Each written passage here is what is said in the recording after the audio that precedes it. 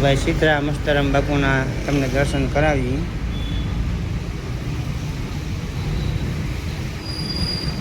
કોમેન્ટમાં જય મસ્તરામ બાપુ જરૂર લખજો. ચાલો મિત્રો બોટ તળાવ હો.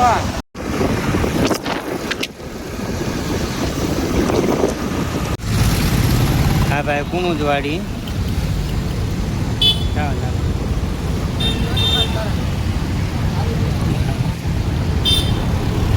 કુમુદવાડી આવી ગઈ છે. એટલે કુમુદવાડીથી સીધું બોટ તળાવ.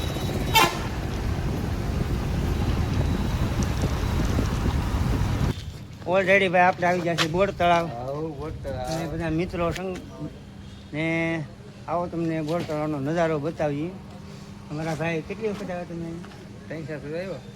તો બહુ લાંબી વાત ન કરે. તો એને બધી ખબર હોય અહીંયા શું છે એમ. જો ભાઈ આપણે જઈએ છીએ બોટ તળાવે. અને બોટ તળાવે તમને બોટ તળાવનો નજારો દેખાડીએ અત્યારે કેવું પાણી છે.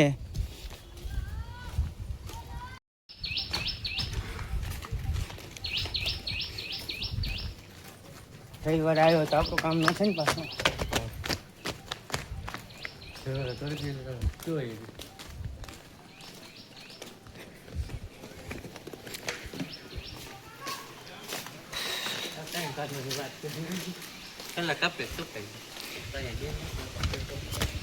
સાંજે હું લે આટા નો મારીએ ઘડી આવ્યા છે તો હે.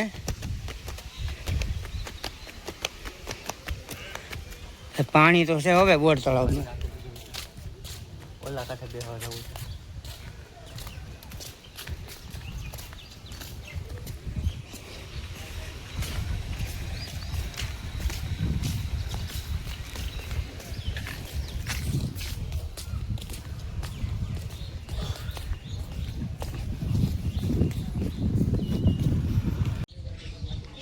તો મિત્રો અત્યારે આપણે છીએ ભાવનગર. અને ભાવનગર બોટ તળાવે સ્પેશિયલ ફરવા આવ્યા છીએ. જુઓ ને મારી સ્પેશિયલ દેખાતો રાજાનો મહેલ છે જે એક્ઝેક્ટ બોટ તળાવના કાંઠે છે.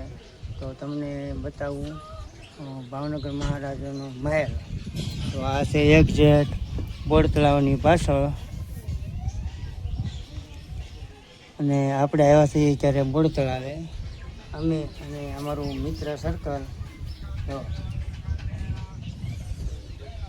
બોલો બે શબ્દ ભાઈ. હું બોલો કઈ ગંડે.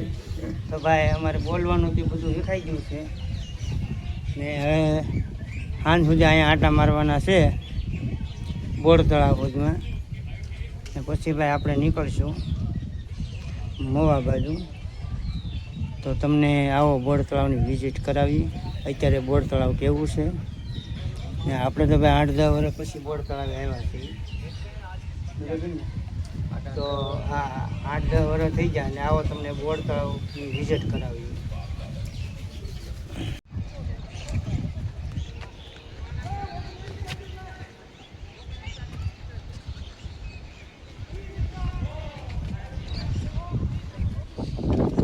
તો ભાઈ આ છે બોટ તળાવ. ને બોટ તળાવમાં એટલું પાણી ભર્યું છે. ને આજે પબ્લિક રવિવારે હોય. તો આ છે મહેલ. ને અહીંયા છે ભાઈ ભગવાન ભોળાનાથનું મંદિર.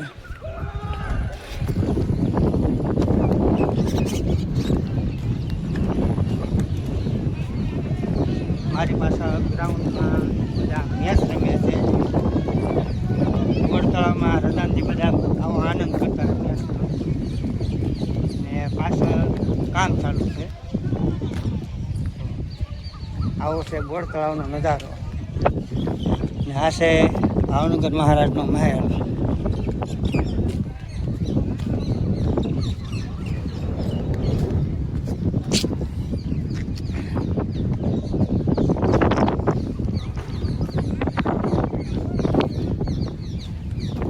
તો કેવું લાગ્યું ભાઈ તમને બોટ તળાવનો નજારો?